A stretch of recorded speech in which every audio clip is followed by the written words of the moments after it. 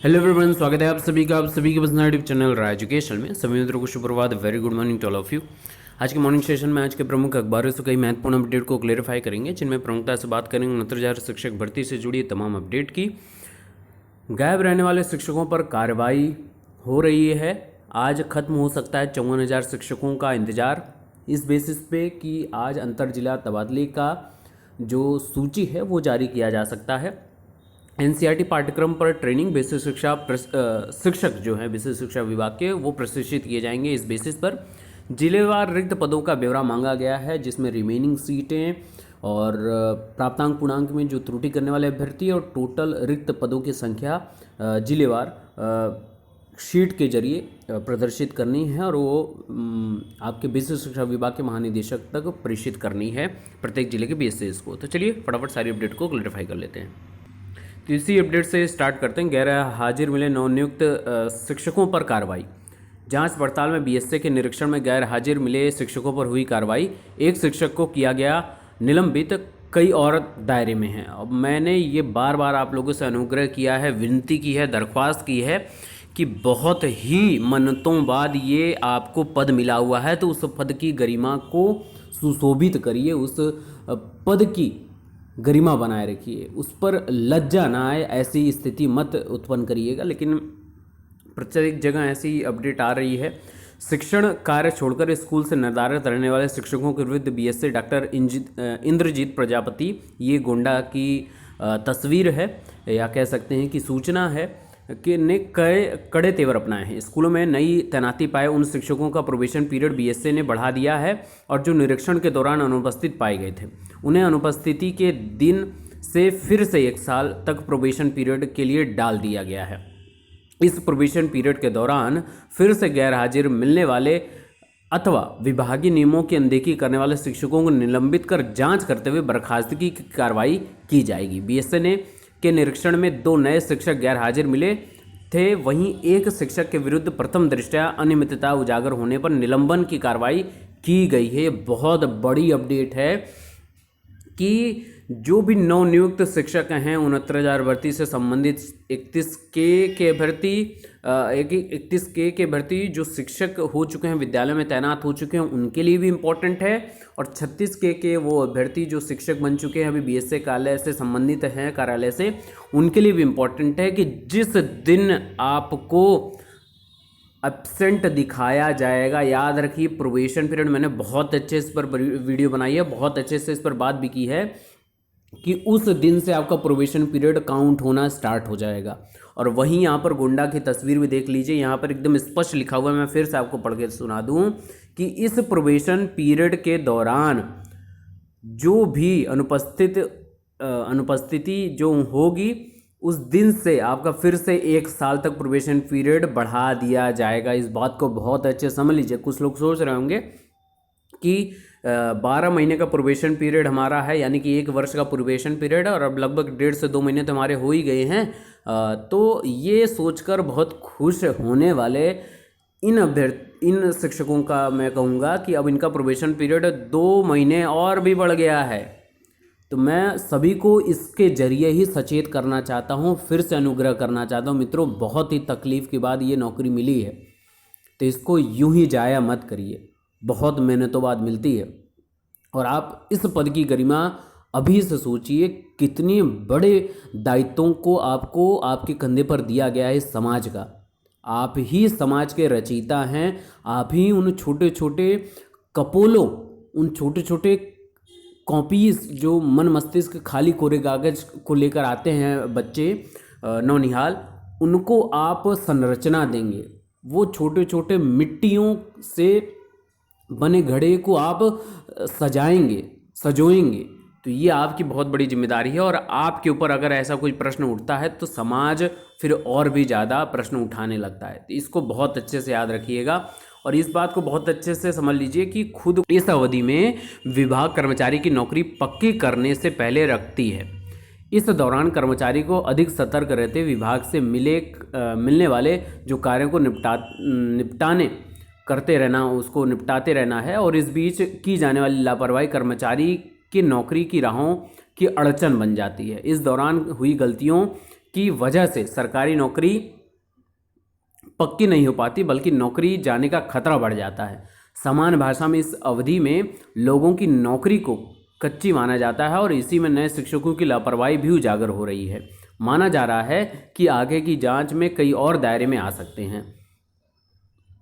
बहुत इंपॉर्टेंट है मित्रों कि आप अपनी कर्तव्य परायणता, कार्यक्षमता का इस परीक्षा काल में पूरा सदुपयोग करें और पूरा परिचय दें, ताकि बेसिक शिक्षा विभाग आपके टैलेंट को देख सके और आपको उस टैलेंट के मुताबिक आपको आगे बढ़ाने के लिए वो भी हाथ से हाथ मिला सके आपसे। तो इस बात को बहुत ही अच्छे से ध्यान रखिएगा।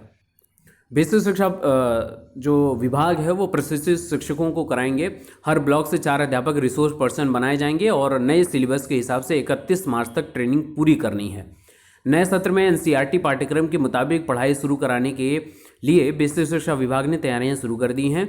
इसके लिए हर ब्लॉक से 4 अध्यापकों को प्रशिक्षित किया जाएगा, उन्हें रिसोर्स पर्सन के रूप में विकसित किया जाएगा। इसके बाद 25-25 के बैच में सभी शिक्षकों को ऑफलाइन प्रशिक्षण दिया जाएगा। नए सिलेबस के हिसाब से 31 मार्च तक प्रशिक्षण पूरा कराना है। संदर्भताओं यानी रिसोर्स पर्सन का प्रशिक्षण ऑनलाइन होगा। रिसोर्स पर्सन का चयन उन शिक्षकों में से किया जाएगा जिनका एकेडमिक गतिविधियों में विशेष योगदान हो। इसके लिए शिक्षक संकुल और केआरपी के चयनित शिक्षकों का भी चयन किया जा सकता है और इनका प्रशिक्षण 10 जनवरी तक पूरा किया जाना है। इसके बाद सभी शिक्षकों का प्रशिक्षण ब्लॉक स्तर पर कराया जाएगा और प्रशिक्षण के लिए मॉड्यूल बनाया जा चुका है। सरकारी प्राइमरी स्कूलों में एनसीईआरटी का पाठ्यक्रम चरणबद्ध ढंग से लागू किया जा रहा है और 2024-25 तक कक्षा 1 से कक्षा 8 तक में एनसीईआरटी पाठ्यक्रम लागू कर दिया जाएगा। एनसीईआरटी पाठ्यक्रम लागू हो जाने के बाद इन स्कूलों के छात्र छात्राओं के लिए काफ़ी विकल्प खुल जाएंगे और उनके करियर के लिए भी ये काफ़ी बेहतर होगा। तो एनसीईआरटी न सिर्फ राज्य आपकी केंद्र में बल्कि अब राज्य में भी आने से ये नौनिहाल compete करेंगे, अपना चैलेंज प्रस्तुत करेंगे उन अभ्यर्थियों से भी जो बड़े बड़े मॉडल स्कूल्स या कह सकता हूँ प्राइवेट सेक्टर्स के स्कूलों में शिक्षण कार्य कर रहे हैं, उनके साथ टक्कर लेंगे अब ये सरकारी प्राथमिक परिषद विद्यालयों के शिक्षक नौनिहाल। तो शिक्षकों को ये बहुत बड़ा दायित्व मिला है एकेडमिक रिसोर्स पर्सन के रूप में, जो उनको ट्रेंड किया जा रहा है और इसका वो बेहतर लाभ उठाएंगे और बहुत अच्छे से प्रशिक्षित होंगे, ऐसी कामना है। अगली न्यूज़ की बात करें तो आज खत्म हो सकता है 54,000 शिक्षकों का इंतजार। अंतर जिला तबादले की आज आपको अपडेट देखने को मिल जाएगी, लिस्ट देखने को मिल जाएगी। बेसिक शिक्षा परिषद ने 54,000 शिक्षकों का इंतजार बुधवार को खत्म हो सकता है। अंतर जिला तबादले की समय सारणी 30 दिसंबर को जारी होनी है। जिलों में सत्यापन व काउंसलिंग के बाद डेटा लॉक किए जाने का काम लगभग पूरा हो चुका है। इसके पहले 22 अक्टूबर को तबादला की सूची आनी थी, लेकिन तब परिषद सचिव ने कोर्ट के आदेश का हवाला देकर सूची जारी करने से मना कर दिया था। इस बार देर रात तक परिषद की ओर से किसी तरह की सूचना जारी नहीं हुई है। अब सूची निर्गत होने की अटकलें तेज हैं। परिषद के प्राथमिक व उच्च प्राथमिक स्कूलों में नियुक्ति शिक्षकों की अंतर जिला तबादला प्रक्रिया 2 दिसंबर 2019 को शुरू हुई थी और बीच में फिर रोक लगी थी और कई ढेर सारी चीज़ें हुई हैं। अब देखने वाली बात यह है कि कोर्ट के आदेश पर उन महिलाओं शिक्षकों से भी आवेदन मांगे गए थे जो विवाह के बाद दोबारा उन्होंने इसमें अप्लाई किया था। और परिषद सचिव प्रताप सिंह बघेल ने व्हाट्सएप पर न तो सूची के संबंध में जवाब दिया है और न ही फ़ोन उठाया है। तो अब इस पर क्या कहा जाएगा क्या नहीं कहा जाएगा ये तो समय ही बताएगा। लेकिन सबसे इम्पोर्टेंट बात है कि 22 जिलों में कल जो अपडेट थी कि 22 जिलों के बीएसएस ने अभी तक सूची नहीं दी है अंतर जिला तबादले के लिए अप्लाई करने वाले शिक्षकों की। तो उसी वजह से लगभग आपको थोड़ा सा यहाँ पर लेट लतीफ़ी देखने को मिल सकती है। और कल ही ये अपडेट आई थी कि अभी 22 जिलों के बीएसए ने नहीं भेजी अंतर जनपदीय स्थानांतरण की रिपोर्ट। और ये कौन कौन से हैं? अलीगढ़, औरैया, अयोध्या, आजमगढ़, बाराबंकी, बस्ती, भदोही, देवरिया, फिरोजाबाद, गोरखपुर, जौनपुर, कन्नौज, कानपुर देहात, कानपुर नगर, कासगंज, महाराजगंज, मेरठ, प्रतापगढ़, रायबरेली, सहारनपुर, सिद्धार्थनगर, सोनभद्र के बीएसए की ओर से डेटा जो है लॉक करने के बाद सचिव बेसिक शिक्षा परिषद को अपनी रिपोर्ट नहीं भेजी है। स्कूलों की ओर से रिपोर्ट नहीं भेजे जाने से अब 30 दिसंबर तक एनआईसी की ओर से सूची जारी करने को लेकर सवाल खड़ा हो गया है। विश्व शिक्षा परिषद प्रताप सिंह बघेल की ओर से अंतर जनपदीय स्थानांतरण के लिए आवेदन 18 से 31 दिसंबर के बीच में समय दिया गया था और आवेदन पत्रों का सत्यापन 28 दिसंबर तक डाटा लॉक करना था। अब 28 दिसंबर को तिथि खत्म होने के बाद भी प्रदेश के 22 जिलों की रिपोर्ट नहीं मिली है। इस पर सीधा सा सवाल है कि क्या जल्द कुछ बड़ी अपडेट देखने को मिलेगी या फिर 1 से 2 दिनों का इंतजार अभी भी करना पड़ सकता है। वहीं बात करूँ 69,000 शिक्षक भर्ती से जुड़ी, तो वहीं 69,000 शिक्षक भर्ती में पूरा डाटा सभी बीएसएस को अवेलेबल करा दिया गया है कि इस शीट के जरिए आप मंडल का नाम, जनपद का नाम, स्वीकृत कितने टोटल पद हैं और 31,000 और 36,000 को मिलाकर कितने अंतिम चयन सूची के तहत अभ्यर्थी उपस्थित हुए और कितने अनुपस्थित हुए, कितने लोगों को काउंसलिंग में रोका गया विसंगति के कारण और कितने नियुक्ति पद निर्गत किए गए और अवशेष टोटल पद कितने हैं, इसका पूरा डाटा फीड करना है ताकि जो रिक्त पदों के सापेक्ष नई काउंसलिंग तिथि आयोजित किया जा सके और अवशेष जो अभ्यर्थी हैं जिनको नियुक्ति पत्र उनका निर्गत होने के बाद भी उनको रोका गया उन पर भी जल्द से जल्द विचार हो सके ताकि उन अभ्यर्थियों को भी विश्व शिक्षा परिषद की दहलीज को डांक कर सहायक अध्यापक पद पर आसीन होना पड़े।